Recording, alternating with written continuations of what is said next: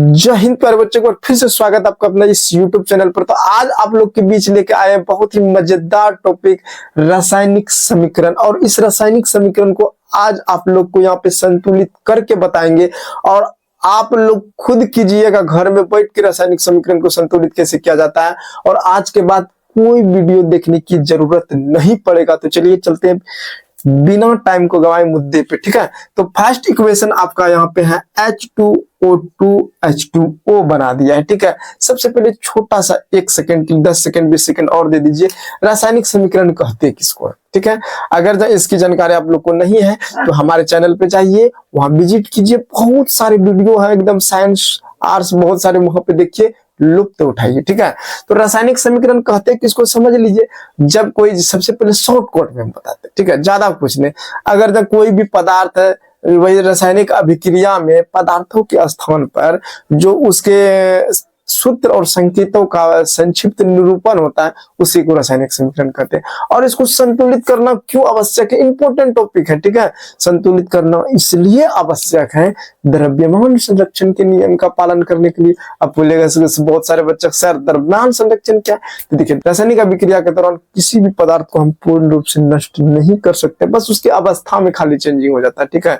वो रहता ही है। जैसे अगर जब 50 ग्राम लकड़ी को जलाए हम, 25 ग्राम अगर जब राख बना तो 25 ग्राम वो CO2 भी बनेगा 110%। इसीलिए संतुलित करना आवश्यक है। चलिए चलते मुद्दे पे। अब यहाँ पे सबसे पहले देखिए छोटा सा समीकरण है। सबसे पहले अगर ना किसी को नहीं आता तो गिनती सीख लीजिए पहले 20 तक, ठीक है। गिनती क्या, यहाँ पे देखिए हाइड्रोजन कितना है दिख रहा है 2, ऑक्सीजन 2, यहाँ पे हाइड्रोजन 2, ऑक्सीजन 1 है। अब कैसे गिनेंगे, यहाँ देखिए कोई चीज नहीं छिपा है तो एक परमाणु है इसके पास, ठीक है, एक परमाणु, ठीक है, एक वो है इसमें। अब यहाँ पे हाइड्रोजन 2 है, यहाँ हाइड्रोजन 2 है। चलो भाई हाइड्रोजन हाइड्रोजन दोनों पट्टी संतुलित करने का मतलब होता है तीर के ई पट्टी बराबर होना चाहिए, तीर के ई पट्टी बराबर होना चाहिए किसकी, परमाणुओं की संख्या को, परमाणुओं की संख्या को बराबर करना है। अब देखिए अब यहाँ पे क्या लिखते हैं, 2 तत्व है। यहाँ देखिए हाइड्रोजन जल 2 एक है, हाइड्रोजन भी है, इधर भी हाइड्रोजन है, ऑक्सीजन है, इधर भी ऑक्सीजन। यहाँ पर हाइड्रोजन 2 है, यहाँ पर भी हाइड्रोजन 2 है। इसका मतलब हाइड्रोजन हाइड्रोजन आपका संतुलित है।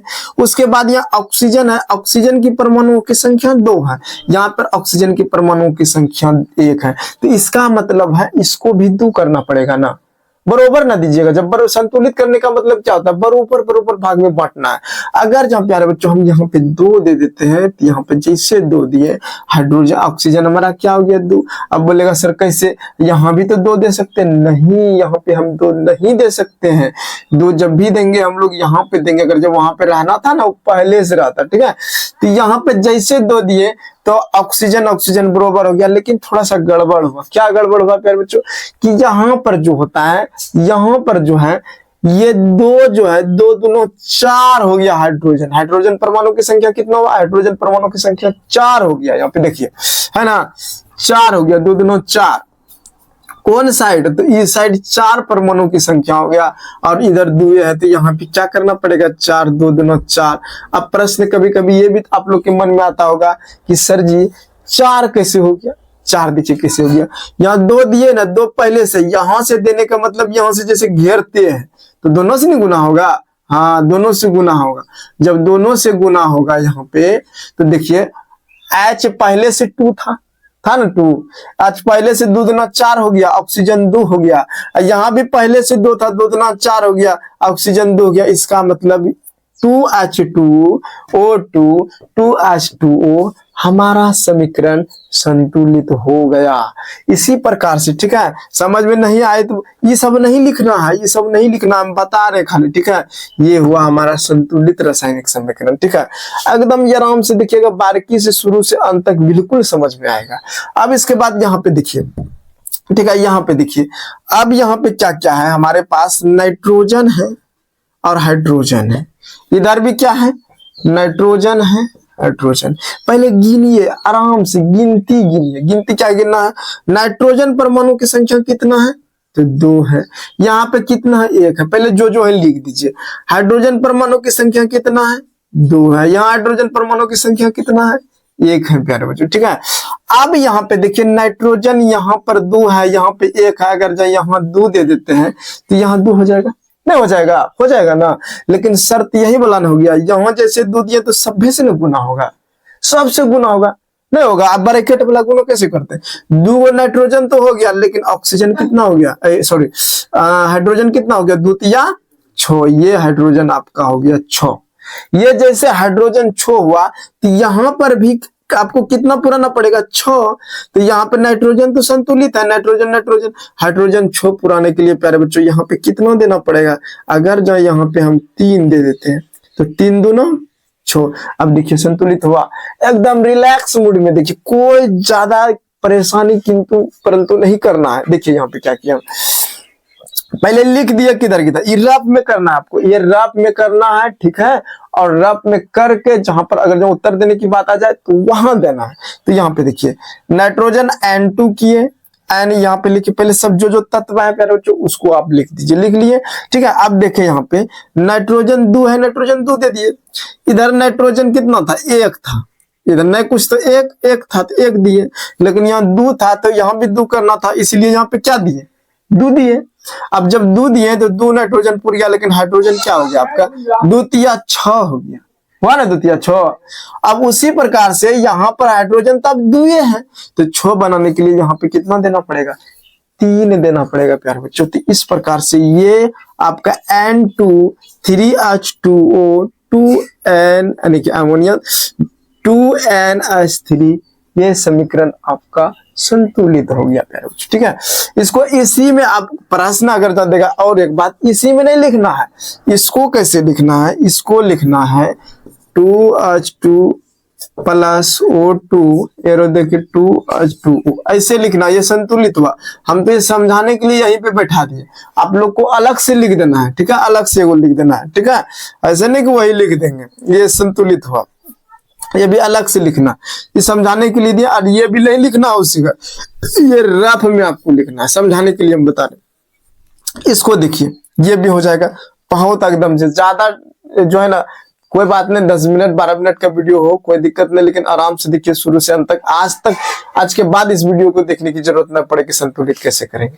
उसके बाद यहाँ पे देखिए, यहाँ पर फिर से वही बात करेंगे, सोडियम लिख देंगे, और उसके बाद हाइड्रोजन है, ऑक्सीजन, 3 तत्व है, इधर भी हम लिख देंगे सोडियम हाइड्रोजन ऑक्सीजन, 3 तत्व लिख दिए, ठीक है। 3 गो है तो 3 गो लिखबे नहीं करेंगे। अब यहाँ पे देखिए सोडियम की संख्या, सोडियम परमाणु की संख्या 1 है प्यारे बच्चों, यहाँ भी आपका क्या है 1। चलो भाई सोडियम क्या है, बैलेंस है, बराबर है। उसके बाद हाइड्रोजन देखिए, हाइड्रोजन यहाँ पे कितना है, हाइड्रोजन 2 है, यहाँ पे हाइड्रोजन कितना है, यहाँ पर देखिए समझिए, यहाँ पे 2 है, लेकिन यहाँ पे एगो और है ना, यहाँ पे 2 और 1, 2 1 3 गो हाइड्रोजन है, इसका मतलब यहाँ 2 गो है, चलेगा कौन, नहीं चलेगा। तो क्या करना पड़ेगा, अगर जहाँ हम लोग यहाँ पे देखिए, और एक बार देख लीजिए, ऑक्सीजन को भी देख लीजिए, ऑक्सीजन कितना है, 1 है, इधर ऑक्सीजन कितना है, 1 है। अगर जहाँ हाइड्रोजन यहाँ 3 है तो नहीं होगा, क्या, अगर जहाँ यहाँ पे 2 दे देते हैं तो आपका क्या हो जाएगा, सोडियम इधर 2 हो जाएगा, ठीक। ऑक्सीजन क्या हो जाएगा, कोई बात नहीं, हाइड्रोजन क्या हो जाएगा, 2 4 हो जाएगा हाइड्रोजन। कैसे 4 होगा, ये भी देखिए, ये 2 हाइड्रोजन इसे गुना होगा ना, और 2 यहाँ पे है 4 परमाणु, और यहाँ भी 4 परमाणु करने के लिए क्या करना पड़ेगा, कुछ चून करना पड़ेगा। 2 खाली दे दिए तो 2 दूना 4 हुआ, और ऑक्सीजन 2 ना हो गया, फिर जो ऑक्सीजन 2 हुआ, और यहाँ भी ऑक्सीजन 2। अब देखिए समीकरण संतुलित हुआ, बिल्कुल संतुलित हो गया। इसी प्रकार से आप लोग जो है ना बनाइएगा। और एक समीकरण और थोड़ा सा आप लोग को बताते हैं, ठीक है।